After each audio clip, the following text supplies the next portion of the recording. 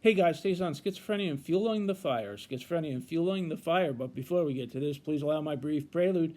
As you know, I conveniently recorded it for our mutual comfort, our mutual convenience, and our mutual luxury. Now, hey, listen, I'm no spring chicken. I know I get it all the time. People come up to me all the time. I don't know what it is about spring chicken. And I say no. And I've been around a few preludes in my many years. I'm telling you, this prelude, it's got something that's particularly luxurious, like an ever luxurious, coupon. Hello The there, old my name is Robert coupon. Francis. You've stumbled on my Unconquering Schizophrenia YouTube channel, where me and the bird. The bird's on vacation, so I could bring a book for my classic delusions. It's a lighthearted romp through schizophrenia. That's right, a lighthearted romp. I'm a licensed clinical social worker. It's comical. It's a comical book. That's a lot of gabbing and chatting. I've been diagnosed It's possible. with schizophrenia It's possible. You can write a 4, 5, funny and 1, book on and that puts a schizophrenia. little I gray swear, fleck in my beard. I did it.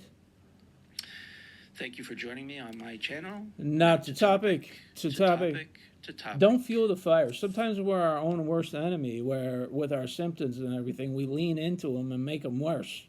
Sometimes we got to not fuel our own fires. Sometimes, when we're hearing voices, we lean into it and we propagate it and we encourage it in a way. Sometimes we just got to tell ourselves, if you're hearing voices, you're or delusional, you don't go down this path. Don't go down this path.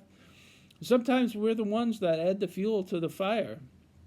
Sometimes we lean into our symptoms and they become more frequent and more real.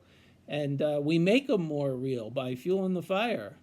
You hear a voice, I'm hearing voices, and you know you're hearing voices, and you just keep telling yourself, oh, I'm hearing voices. And, it doesn't help. It makes the symptoms come even with a greater severity. Sometimes we fuel the fire to our own psychosis. Like when we're amid a psychosis, we keep adding to it and adding to it and adding to it. So sometimes we got to be aware of that. And when you're hearing voices or having a delusion, it's like, enough is enough. Let's go in a different direction. Let's not pay it too much attention. Don't fuel the fire to the psychosis. We're certainly capable of doing that. And when you're amid a psychosis, you got to be like, sometimes you just got to draw a line in the sand and say, like, I'm done hearing voices. Even if we're hearing voices, you got to be like, shut them out. I'm not going to hear voices anymore. Knock it off.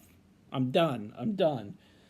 You don't fuel the fire. Sometimes we lean into our symptoms, and that's problematic, and we don't want to lean into our symptoms. Sometimes we just got to say, stop, and sometimes that works.